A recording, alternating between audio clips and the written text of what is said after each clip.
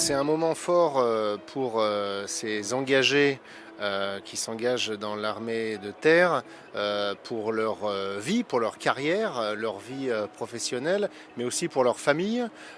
Et c'est un moment aussi important pour notre département, pour la Savoie, puisque ce sont des Savoyards qui s'engagent au service de la nation pour les prochaines années.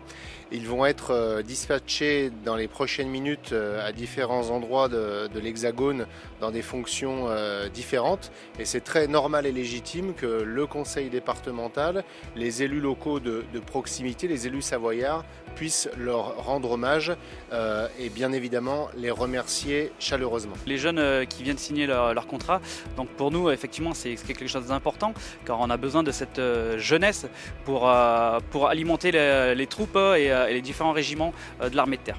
Moi je m'engage en tant qu'officier sous contrat.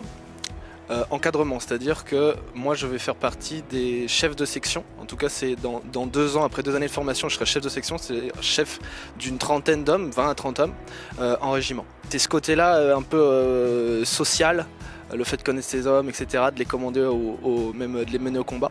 C'est ça qui m'intéresse dans ce que je fais. Vraiment, l'armée de terre, c'était évident. L'armée de terre, chaque année, propose 16 000 postes, donc nous avons 16 000 postes à pourvoir au sein de l'institution.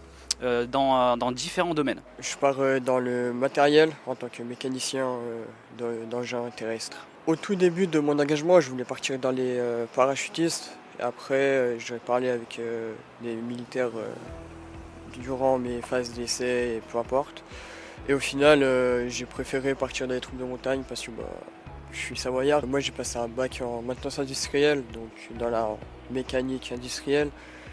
Et du coup, je me suis dit pourquoi pas en profiter et pourquoi pas faire un métier de soutien au lieu de partir à l'avant. L'institution, lors du cursus de recrutement, effectivement accompagne le futur engagé dans l'institution pendant une certaine période qui peut prendre entre 4 mois et 1 an jusqu'à la signature du contrat. C'est un moment qu'on attend depuis longtemps. En général, c'est un projet de longue date. Donc l'excitation et forcément un petit peu de stress puisqu'on franchit le pas. Je m'engage en tant qu'officier sous contrat pilote. Donc en fait, on s'engage en tant qu'officier et sous contrat, c'est-à-dire qu'on n'est pas comme des officiers de carrière, il y a deux types différents. Donc nous, on fait un contrat plus court de 10 ans qui est renouvelable une fois et dans la spécialité pour devenir pilote d'hélicoptère au sein de l'aviation légère de l'armée de terre.